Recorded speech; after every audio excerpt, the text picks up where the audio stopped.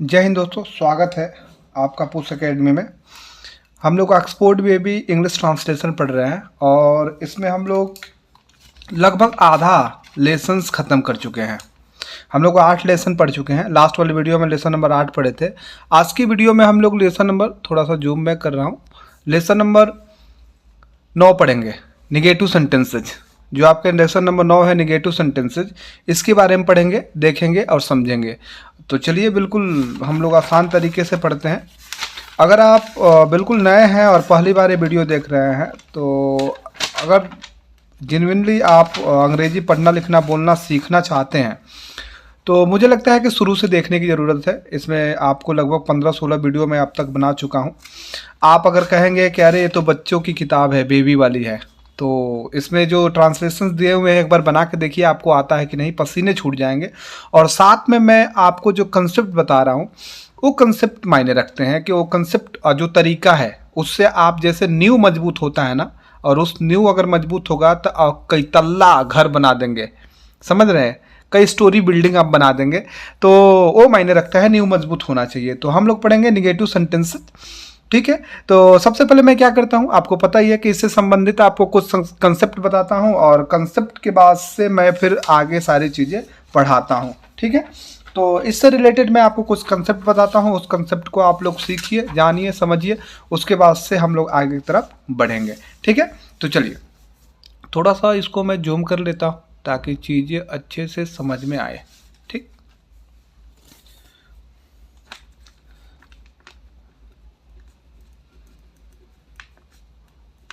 Lesson जो है negative sentence, और इसको हिंदी में हम लोग क्या बोलते हैं, नकारात्मक वाक्य। मैंने आपसे कहा था कि 2 आप नोट्स बनाइएगा। एक नोट बनाइएगा जिसमें आप कंसेप्ट लिखिएगा और दूसरा नोट बनाइएगा जिसमें आप क्या लिखिएगा, सारी की सारी मीनिंग लिखिएगा, वर्ड मीनिंग लिखिएगा, ठीक है। मैं यहाँ पे आपको कुछ कंसेप्ट बताऊंगा जो कि इस लेसन में बहुत उपयोगी होंगे, ठीक है। तो एक हेडिंग लिख लेते हैं, सम कंसेप्ट्स,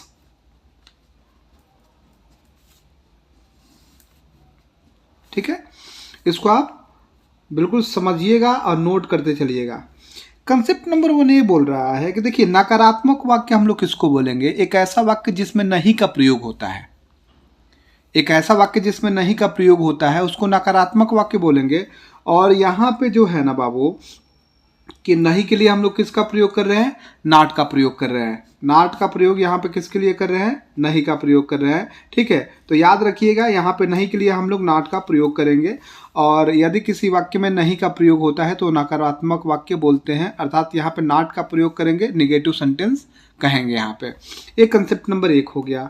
कंसेप्ट नंबर 2 देखिए क्या कह रहा है, सारी चीज़ें आप पढ़ते आ रहे हैं लाइन बाई लाइन। कह रहा है कि जो दिस होता है, दिस का अर्थ यह होता है, और डैट होता है, डैट का अर्थ यह होता है। ये स्ट्रक्चर बताते चल रहे हैं।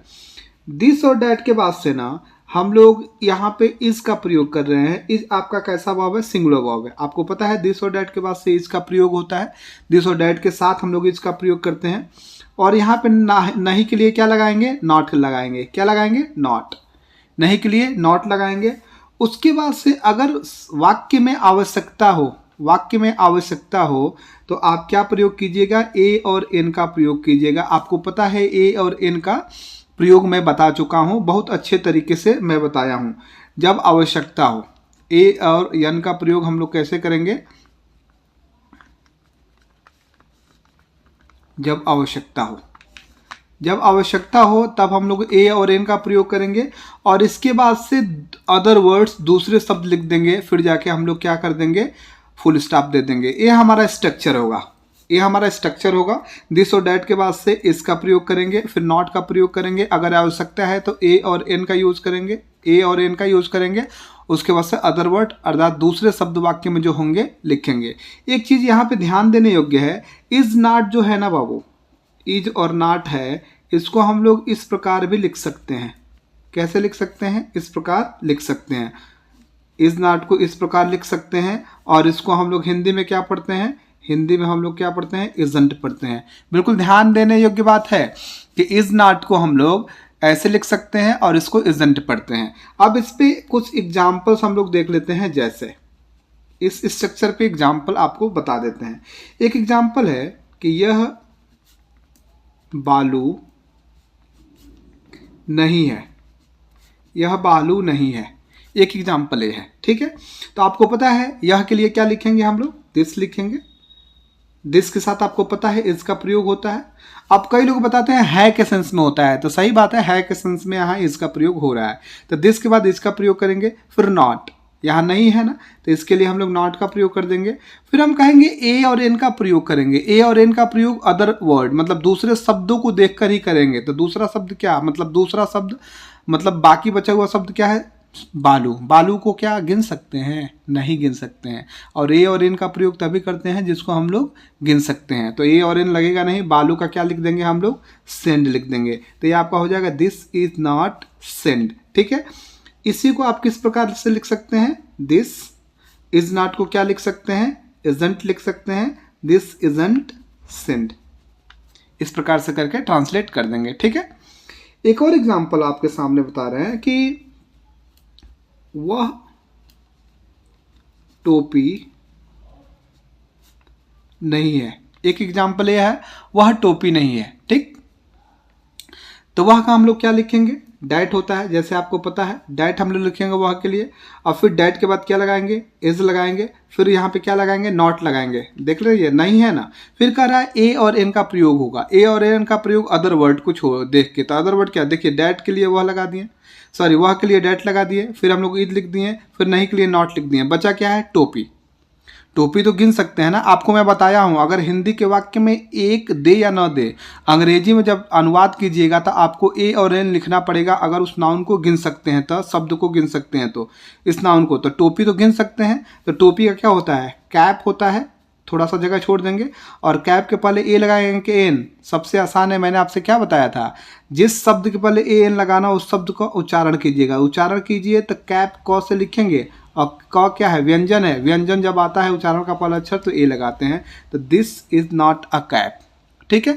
इसको ऐसे भी लिख सकते हैं, या sorry that is not a cap, that और इज को ऐसे लिख देंगे, डैट इजंट अ कैप। तो यहाँ पे आपने क्या सीखा कि दिस और डैट के बाद इज लगाएंगे, इसके बाद से नॉट, आवश्यकता हो, जब आवश्यकता हो तो ए और एन लगाएंगे, फिर दूसरे शब्द। और इस पे आधारित आप देखिए कि इज और नॉट को ऐसे लिखेंगे, इसको इजंट पढ़ेंगे। इस पे आधारित मैंने आपको एग्जाम्पल्स बताए, ठीक है। अब आगे की तरफ बढ़ते हैं, आगे की तरफ बढ़ते हैं और कंसेप्ट नंबर 3 देखते हैं। एक कंसेप्ट नंबर 2 था, कंसेप्ट नंबर 3 की तरफ बढ़ते हैं। चलिए तीसरा कंसेप्ट देखिए, बिल्कुल सब समझते चलिएगा, उसके बाद से नोट कर लीजिएगा, ठीक है। सब पहले समझ लीजिएगा, उसके बाद से नोट कीजिएगा। आपको पता है दिज होता है, दिज का मतलब ए या ये सब होता है, और दोज होता है, दोज का मतलब वे या वे सब होता है। दिज और दोज के बाद से ना हम लोग आर वर्ब का यूज करते हैं। आर क्योंकि प्लूरल वर्ब होता है, आपको पता है दिज और दोज के साथ आर वर्ब का यूज करते हैं, ठीक है। आर के बाद से हम लोग नॉट यूज करेंगे, और नॉट के बाद से हम लोग क्या यूज करेंगे, अदर वर्ड, उसके बाद से फुल स्टॉप। ये हमारा स्ट्रक्चर होगा, ये हमारा स्ट्रक्चर होगा। कैसे होगा कि दिज और दोज लिखेंगे, फिर और लिखेंगे, फिर नॉट लिखेंगे, फिर अदर वर्ड लिखेंगे, ठीक है। आप एक चीज यहाँ पे ये देखिए कि आर और नॉट जो है ना बाबू, आर नॉट को हम लोग इस प्रकार लिख सकते हैं। आर और जो नॉट है इसको इस प्रकार से लिखा जा सकता है। और आर नॉट को यहाँ पे क्या पढ़ते हैं हम लोग, अरंट पढ़ते हैं। अरंट भी कई जगह पढ़ा जाता है, अरंट पढ़ते हैं। दिज और दोज के बाद से आर लगाते हैं, फिर नॉट लगाते हैं, फिर अदर वर्ड, जो सेंटेंस हम लोग बनाएंगे, अनुवाद करेंगे। आर नॉट को इस प्रकार लिखेंगे जिसको अरंट पढ़ेंगे। इस पे कुछ एग्जाम्पल्स देख लेते हैं। जैसे एक एग्जाम्पल है कि ए किताबें, सभी समझते चलिएगा, बहुत जरूरी हैं। ए किताबें नहीं हैं, ए किताबें नहीं हैं, ठीक है। अब देखिए ए का क्या होगा, दिज होता है, हम लोग दिज लगा देंगे, ठीक है। फिर क्या लगाएंगे, आर लगाएंगे, फिर नहीं के लिए क्या लगाएंगे, नॉट लगा देंगे, फिर अदर वर्ड। क्या बचा हुआ है, किताबें बचा हुआ है। तो किताबें का क्या हो जाएगा, बुक्स हो जाएगा। बुक मतलब एक किताब होता है, किताबें है एक से अधिक। तो दिज आर नॉट बुक्स, बिल्कुल इसी कंसेप्ट पे बना रहे हैं, ठीक है। या इसी को इस प्रकार से लिख सकते हैं, दिज आर नॉट को इस प्रकार लिख सकते हैं, इसको अरंट पढ़ते हैं, दीज अरंट बुक्स। ठीक है, एक और एग्जांपल हम लोग देखते हैं। कह रहा है कि वे विद्यार्थी नहीं है, वे विद्यार्थी नहीं है। ठीक है, ये आपका एग्जाम्पल है, वे विद्यार्थी नहीं है। इसको कैसे, वे क्या क्या होता है, दोज होता है, दोज हमने लिख दिया। फिर क्या हम लोग लिखेंगे, आर लिखेंगे, फिर आपको नॉट लिखेंगे, दोज के साथ आर फिर नॉट, फिर अदर वर्ड क्या बचा है, विद्यार्थी। विद्यार्थी का क्या होता है, स्टूडेंट होता है। और यहाँ पे प्लूरल बना रहा है क्योंकि ए और वे के बाद से क्या होता है, प्लूरल नाउन ही आता है, तो स्टूडेंट्स होगा। दोज आर नॉट स्टूडेंट्स, या इसी को कैसे लिख सकते हैं, दोज आर नॉट को क्या लिखेंगे, अरंट स्टूडेंट्स। हो गया, देख रहे हैं। तो आपको यहाँ पे कितनी आसानी से समझ में आ रही है। दीज और दोज के बाद से आर, उसके बाद से नॉट, उसके बाद से अदर वर्ड्स, जैसे आपको यहाँ पे एग्जांपल्स में समझाया हूँ। आपको कुल मिला जुला के 3 कंसेप्ट में बताया यहाँ पे। पहला कंसेप्ट तो इजी है, दूसरा क्या बोलते हैं थोड़ा समझने लायक है, इसको समझ लीजिएगा अच्छे से, इस पर एग्जाम्पल मैंने बताया। फिर तीसरा कंसेप्ट मैंने आपको बताया। अब चलिए हम लोग लेसन की तरफ बढ़ते हैं और देखते हैं कि उसको किस प्रकार से, उसमें जो एक्सरसाइजेज दिया हुआ है उसको हम लोग करेंगे, समझेंगे। ठीक है, देखिए कह रहे हैं यहाँ पे कि बच्चों नीचे लिखे वाक्यों में इज या आर के बाद नॉट लगाते हैं। वही तो मैंने बताया, इज नॉट बताया इजंट, और आर नॉट बताया अरंट। आपको स्ट्रक्चर ही बता दिया, बिल्कुल आसान तरीके से बताया हूं। कुछ एग्जांपल्स दिया गया, यह सोहन नहीं है। अब देखिए पहला स्ट्रक्चर, दूसरा स्ट्रक्चर याद रखिएगा। यहाँ पे दूसरा और तीसरा स्ट्रक्चर क्या बोलते हैं कि यूज कर रहा है। दूसरा क्या है, दिस या डैट है, तो दिस लिखेंगे, फिर इज लगाएंगे, फिर नॉट लिखेंगे, फिर Sohan, this is not Sohan हो गया। यह पानी नहीं है, यह का दिस होगा, दिस के साथ इज लगाएंगे, नहीं के लिए नॉट लिखेंगे, फिर पानी का लिख देंगे, अदर वर्ड बाद में लिखा था ना, वाटर हो जाएगा, दिस इज नॉट वाटर। वह कलम नहीं है, तो that is not a pen. देख रहे हैं, वहाँ का डैट होगा, फिर डैट के साथ इज लगाते हैं, इज के तुरंत बाद नॉट लगता है, तभी तो इजंट होगा। फिर यहाँ पे देखिए एक नहीं है लेकिन कलम गिन सकते हैं, तो ए पेन लिखा है। आप कहेंगे सर इसमें क्यों नहीं ये लगाया है, तो प्रॉपर नाउन है। प्रॉपर नाउन मतलब किसी का नाम, इसके पहले ए एन नहीं लगाते हैं। वाटर को गिन नहीं सकते हैं, तो ए एन कैसे लगाएंगे। वह अंडा नहीं है, तो वह का डैट होगा, फिर इज लगाएंगे, फिर नॉट, डैट इज, उसके बाद से एक तो गिन सकते हैं, तो that is not an egg हो जाएगा। एक को आप ई से लिखेंगे ना, उच्चारण करेंगे, तो एक को कैसे लिखेंगे, सॉरी एडी वाला ए से लिखेंगे। ए आपका हिंदी का स्वर है, और जब भी उच्चारण का पहला अक्षर स्वर आए तो एन लगाते हैं, तो that is not an egg, या इसको बोल सकते हैं डैट इजंट एन एग। वे अंडे नहीं है, तो वे का क्या होगा, दोज हो जाएगा, दोज के साथ आर लगाते हैं, फिर नहीं के लिए नॉट लिख देंगे, और अंडे का एक्स हो जाएगा। ठीक है, देखिए हमारा नाउन, देखिए हमारा नाउन या तो सिंगुलर बनाएंगे ए एन लगा के, या तो उसको प्लूरल बना देंगे या सी एस लगा के, तो दोज आर नॉट एक्स या दोज अरंट एक्स। ये बल्ले नहीं है, तो ए का दिज होगा, फिर दिज के साथ आर लगाएंगे, फिर नॉट रखेंगे, बल्ले का बैट्स हो जाएगा, दिज आर नॉट बैट्स या these aren't bats. I hope आपको एग्जाम्पल समझ में आ रहा है। चलिए अब इस पे आधारित एक्सरसाइज नंबर आपका 24 दिया है, और इसको 2 भागों में बांटा है आपको, ए और बी करके। एक्सरसाइज नंबर 24 जो दिया हुआ है, इसको 2 भागों में बांटा है, ए और बी करके। तो चलिए हम लोग एक एक करके एक बार बना लेंगे। एक्सरसाइज नंबर 24 और 24 का हम लोग एक बार ए बनाते हैं, उसके बाद से बी बनाएंगे। ठीक है, चलिए आप चाहे तो वीडियो पॉज करके और बना सकते हैं और मैच कर सकते हैं कितना सही हो रहा है। ठीक है, पहला आपका क्या है कि वह गीता है। एक कंसेप्ट नंबर 2 पे, दो जो कंसेप्ट बताए हैं उसी पर आधारित है। देखिएगा ए वाला जितना है 2 पे आधारित है, और जो 2 वाला बी वाला जो है ना वो 3 पे आधारित है। हालांकि पहले वाले भी कुछ कंसेप्ट का मिक्सर दे रहा है जिसमें नहीं दिया है। जैसे ए वाला एग्जाम्पल इसमें नहीं कहाँ दिया है, तो इसके पहले मैं आपको बता चुका हूँ। वह गीता नहीं है, तो वह क्या होगा, सॉरी वह गीता है, डैट होगा, फिर डैट के साथ इज लगाएंगे, फिर क्या लिख देंगे, गीता। आपको पता है कि बड़ी की मात्रा के लिए डबल ई या आई दोनों देते हैं, तो डैट इज गीता। इसमें नहीं दिया इसलिए नॉट नहीं लगाएंगे। ठीक है, दूसरा क्या है, वह गीता नहीं है, तो वह का डैट लिखेंगे, फिर इज लिखेंगे, फिर क्या लिख देंगे, नॉट लिख देंगे, फिर क्या, Gita. That is not Gita या डैट इजंट गीता, दोनों हो सकता है। यह सोहन है, अब ऐसे ही मिक्सअप करके देगा, पहले जितना पढ़े वो भी मिक्सअप करके देगा और ये भी मिक्सअप करके देगा। यह सोहन है, ठीक है। तो यह का क्या होगा, दिस होगा, इज लगाएंगे, दिस इज, उसके बाद से सोहन लिख देंगे। आपको पता है कि जब भी प्रॉपर नाउन लिखते हैं अर्थात किसी का नाम, तो कैपिटल लेटर से कभी भी लिखना शुरू करते हैं। अगला क्या है, यह सोहन नहीं है। देखिए एक पॉजिटिव बना रहा है, एक निगेटिव बना रहा है। यह सोहन नहीं है तो क्या लिखेंगे हम लोग, दिस, फिर इज लिखेंगे और इसके बाद से नॉट लगाएंगे, दिस इज नॉट, और उसके बाद से क्या लिख देंगे, सोहन लिख देंगे, दिस इज नॉट सोहन, ठीक है। आगे बढ़ते हैं। नेक्स्ट एग्जाम्पल है वह मक्खन है। देखिए वह का क्या होगा, डैट होगा, और डैट के साथ इज लगाएंगे, डैट इज, और मक्खन का क्या हो जाएगा, बटर, BUTTER। एक वर्ड मीनिंग की कॉपी जरूर बनाइएगा, याद करते चलिएगा साथ में, तभी जाके आप कर पाइएगा कुछ। वह मक्खन नहीं है। अगला जो है तो डैट, अब देखिए इज नॉट लगाएंगे ना, तो इज नॉट को ऐसे लिख सकते हैं, डैट इजंट, और उसके बाद से क्या लिख देंगे, बटर, डैट इजंट बटर, ठीक है। इस प्रकार से थोड़ा सा ऊपर करते हैं। और नेक्स्ट देखिए, कह रहा है कि यह चाय है। यह का क्या होगा, दिस होता है, दिस के बाद इज लगाएंगे, और चाय का क्या होता है, टी होता है। आप कहेंगे सर इसके पहले ए नहीं लगा रहे हैं। बाबू चाय कहाँ गिन पाते हैं, चाय तो गिन नहीं पाते हैं, इसलिए ए और एन नहीं लगेगा। बटर, मक्खन तो गिन नहीं पाते हैं, वजन करके मिलता है। अगला है कि वह चाय नहीं है। चाय नहीं है, इसको निगेटिव बना रहा है, तो कैसे बनाएंगे, यह चाय नहीं है, तो दिस और इज नॉट को इस प्रकार लिखेंगे, this isn't T, this isn't T, इस प्रकार से लिख देंगे। चलिए अब इधर की तरफ बढ़ाते हैं। कुछ करें कि वह कुत्ता है, तो वह का डैट होता है, और इज लगाएंगे, डैट इज, और कुत्ता का क्या हो जाएगा, डॉग, जो गिन सकते हैं, तो डैट इज अ डॉग। देखिए यहाँ एक का प्रयोग नहीं हुआ है, लेकिन अंग्रेजी में जब अनुवाद करेंगे तो बनाएंगे। यहाँ पे ये इसलिए लगाना पड़ा कि डॉग को गिन पाएंगे और सिंगुलर है। आपको पता है इसके उच्चारण का पहला अक्षर डॉ आ रहा है, जो हिंदी का व्यंजन है। हिंदी का व्यंजन उच्चारण का पहला अक्षर आए तो ए लगाते हैं, ठीक है।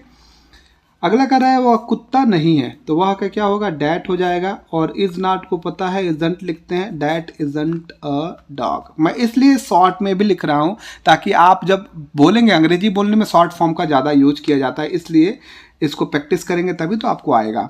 वह बालू है, वह का क्या होगा, डैट होगा, डैट इज, और उसके बाद से बालू का क्या होगा, सेंड होगा। बालू को गिन नहीं सकते हैं तो ए एन का प्रयोग नहीं करेंगे, ठीक है।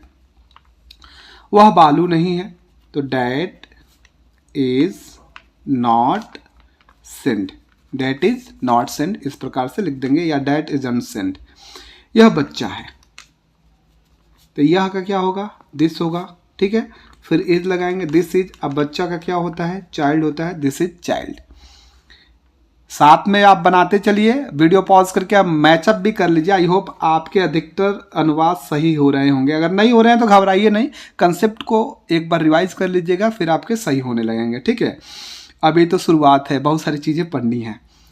यह बच्चा नहीं है, तो कैसे बनाएंगे, दिस इज नॉट को हम लोग क्या लिखेंगे, इजंट, और बच्चा का यहाँ पे एक चीज़ हम लोग, यहाँ पे ये वाला ट्रांसलेशन में मैंने गलती किया है क्या, कि चाइल्ड तो गिन सकते हैं, तो यहाँ पे क्या लिखेंगे, ए लिखेंगे, दिस इज अ चाइल्ड, और दिस इजंट अ चाइल्ड, ठीक है। नेक्स्ट जो आपका एग्जाम्पल है, कह रहा है कि वह हाथी है, तो वह का डैट होगा, फिर इज लगाएंगे, डैट इज। अब हाथी एक है तो गिन सकते हैं ना जी, तो हाथी क्या होता है, एलिफेंट। एलिफेंट आप एड़ी वाला ए से लिखिएगा उच्चारण में, तो उच्चारण का पहला अक्षर स्वर आ रहा है तो एन लगाएंगे, डैट इज एन एलिफेंट। अगर आपको ए एन लगाने में कन्फ्यूज़न है तो वो वाला वीडियो आप देख लीजिएगा, इसी प्लेलिस्ट में होगा, बिल्कुल आराम से देखिएगा, सीखिएगा। देखिए एक दिन में सारी चीज़ें नहीं आती है, आपको रोज़ रोज़ मेहनत करना ही पड़ेगा। वह हाथी नहीं है, तो क्या होगा, डैट इज, और ऐसे नॉट लिख देंगे, एजेंट हो जाएगा, डैट इजेंट एन एलिफेंट। आप एक दिन में अगर सीखना चाहेंगे तो संभव नहीं है। अगर एक दिन में सिखाना रहता था पूरा किताब वो एक के दिन में पढ़ा देते जी, काहे रोज रोज तनी तनी छोटा छोटा आपको वीडियो बना के देते। दवा एक दिन में खाइएगा तो पूरा आपका तबीयत ठीक हो जाएगा, रोज रोज खाना पड़ेगा ना दवा जी, समझ गए। तो रोजो रोजो पढ़ेंगे तभी से आके आपको आएगा, अन्यथा नहीं आ पाएगा, ठीक है।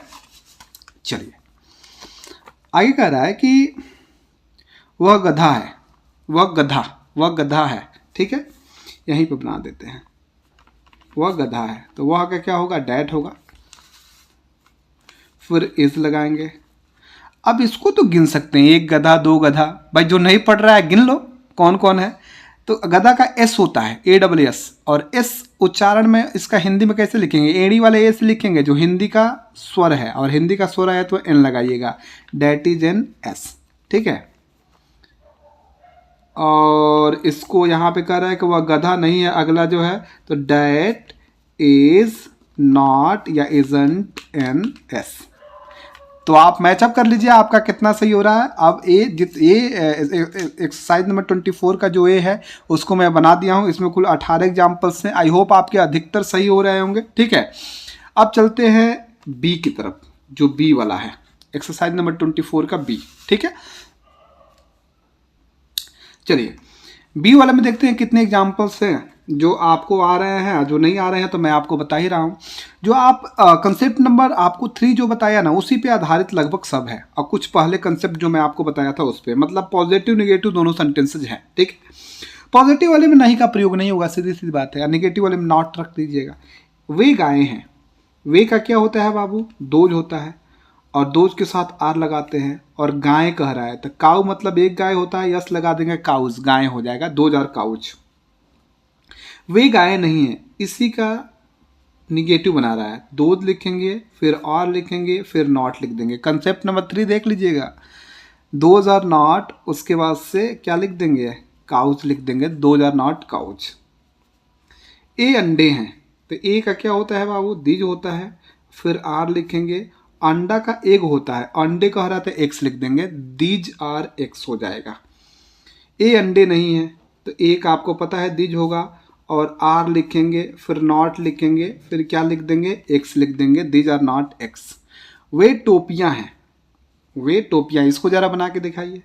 वे का क्या होता है, दोज होता है, फिर आर लगाएंगे, और टोपी का कैप होता है, एक टोपी का है तो कैप्स हो जाएगा, टोपिया हो जाएगा।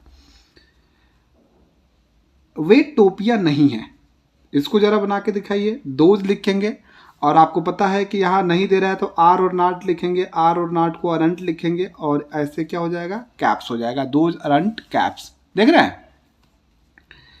अगला क्या है, वे ए बिल्लियां हैं, तो ए का क्या होता है, दिज होता है, फिर आर लगाते हैं। अब बिल्ली का क्या होता है, कैट होता है, लेकिन बिल्लियां हैं तो कैट्स हो जाएगा, दिज आर कैट्स। ठीक है, ए बिल्लियां नहीं है तो ए का क्या हो जाएगा, दिज हो जाएगा। अब आर नाट लिखेंगे, नहीं दिया है तो आर नाट को क्या लिखते हैं, अरंट लिख सकते हैं। अब बिल्लियां का क्या हो जाएगा, कैट्स हो जाएगा, these aren't cats. I hope आपके ज़्यादातर एग्जाम्पल सही हो रहे हैं। अगला जो है कह रहा है कि ए आंखें हैं, अब ए का क्या होता है बाबू, दिज होता है, दिज के साथ आर लगाते हैं, दिज हो गया, आर लगा दिए हैं के लिए। आंखें का क्या होगा, आंख का आई होता है, और यस लगा देंगे, आईज हो जाएगा, दिज आर आईज हो गया। अब कह रहे हैं ये आंखें नहीं है तो दिज आर नाट को लिखेंगे अरंट, और फिर क्या हो जाएगा, आइज हो जाएगा, दिज अरंट आइज। वे कल में है, इसको बनाइए जरा। वे का दोज होता है, फिर आर लगाएंगे, ठीक है, हैंग के लिए। कलम का पेन होता है लेकिन कल में है तो पेंस हो जाएगा, दोज आर पेंस। और नेक्स्ट क्या है, वे कल में नहीं है, और लास्ट है 24 के बी का, ठीक है, एक्सरसाइज नंबर 24 बी का। वे कल में नहीं है तो दोज आर नॉट क्या हो जाएगा, पेंस हो जाएगा। या इसको क्या लिख सकते हैं, दोज आर नॉट को अरंट पेंस, इस प्रकार से आप लिख सकते हैं। तो आप देख लीजिए, अगर अधिकतर आपके एग्जाम्पल सही हो रहे हैं, ट्रांसलेशन आप बना पा रहे हैं, तो आप अच्छी दिशा में जा रहे हैं, मेहनत कर रहे हैं, सारी चीज़ें, इसका मतलब आप सीख रहे हैं। अगर नहीं आ रहा है तो घबराइए नहीं, आप चीज़ों को पढ़िए और उसको कई बार रिवाइज कीजिए। देखो बेटा, एक बार में कोई चीज़ नहीं आती है, अगर आप समझ जा रहे हैं तो अच्छी बात है, समझ में आ रहा है, नहीं आ रहा है तो घबराइए नहीं, उसको नोट्स बनाइए, रिवाइज कीजिए रेगुलर बेसिस पे, रोज़ रोज़ रिवाइज कीजिए, और उसके बाद से उसको प्रैक्टिस कीजिए, तब जाके आएगा। क्योंकि फ्रांसिस बेकन बोलते हैं प्रैक्टिस मैक्सम एंड परफेक्ट। ए में कुछ छूटल बा, का छूटल बा, वोकैबुलरी, वर्ड मीनिंगे छूट गई, आई सब बता देता नहीं। बटर, बटर का मतलब मक्खन होता है, सेल्ड मतलब बालू होता है, चाइल्ड मतलब बच्चा होता है, टी मतलब हाथी होता है, सॉरी टी मतलब चाय होता है, एलिफेंट मतलब हाथी होता है, कैप मतलब टोपी होता है और आई मतलब आँख होता है। तो ये मीनिंग का भी एक कॉपी बनाइए। देखिए सबसे अच्छा तरीका मैं आपको बताता हूँ। अगर किसी को भी, एक बच्चा जो होता है ना बाबू, जब जन्म लेता है तो उसको किसी भी प्रकार की भाषा नहीं आती है। कैसे सीखता है? सुन के सीखता है। अपने घर परिवार में जो सुनता है धीरे धीरे बोलता है। क्या किताब पढ़ता है क्या? देखिए 2 3 4 साल के बाद से बोलना शुरू कर देता है कोई ना कोई भाषा, हिंदी बोले, अंग्रेजी बोले, समझ रहे? या कोई बोली, जैसे भोजपुरी बोली है, बोली वो बोलना शुरू कर देता है। क्या किताब पढ़ता है क्या? नहीं पढ़ता है। आप तो इतने समझदार है कि पढ़ रहे हैं, समझ रहे हैं, और आपको आता भी है। तो सबसे आसान तरीका है, जितनी चीज़ें मैं बता रहा हूँ उतना करिए। एक नोट्स बनाइए जिसमें कंसेप्ट लिखिए, और एक कॉपी और बनाइए जिसमें वर्ड मीनिंग लिखिए। रोजो रोजो प्रैक्टिस कीजिए। और हाई कुल एक्सरसाइज बा ना, एक बार आँख बंद करके खुदे बिना देख ले कुछ रिवाइज कैला के बाद से, जैसे ये वाला सेंटेंस में जितने आपको कंसेप्ट बताए हैं सबका सब आप रिवाइज कर लीजिए। रिवाइज करने के बाद आँख बंद करके बना लो, और हमारे वाला से जो बनैनी है उसे मिला ला कर कग उतार सही होता। सीधा सीधा बात बा। अगर सगरी सही होता तो ठीक बा, आ कोनो गलत होता तो ओके सर्किल करा आ देखो को में का छूटल बा, का तोहरी में कमी बा के छूट गेला जोन गलती कर दिला। बात बुझाइल ना? सगरी रोजो रोजो करा। हमके लागत कि 2 4 महीना अगर यही ना लगातार पढ़ते चल जीब तो तहके अंग्रेजी बोलला से या पढ़ला से के रोक ना पाई। आ कोनो अनुवाद धड़ाक से बना देबो। एकदम अखिया के बंद करके बताई ना तो तू एकदम अखिया बंद करके मुँह खोल के बता देगा। ठीक है, तो अगली वीडियो में मिलेंगे अगले दिन। पढ़ेंगे मज़ेदार लेसन नंबर 10 है इंट्रोगेटिव सेंटेंसेज। बहुत बेहतरीन कंसेप्ट इसमें मैं आपको बताऊंगा। देखिए मैं कोशिश कर रहा हूँ कि कुछ ऐसे कंसेप्ट आपको बताऊँ ना कि जो कहीं किताब में या कोई और नहीं बता सके। मेरे कहने का मतलब कि चीज़ तो बताएगा लेकिन समझाने का तरीका मेरे जैसा ना हो। मैं इस प्रकार से समझा दूं कि आपके दिमाग में हमेशा के लिए घर कर जाए, बैठ जाए, तो मरते दम तक नहीं भूल पाए। ठीक है, तो मज़ेदार कंसेप्ट के साथ मिलते हैं अगले वीडियो में अगले दिन। तब तक के लिए थैंक यू, बाय बाय। रोजो रोजो मेहनत कर लो, बुझाइल ना? ठीक बा, धन्यवाद।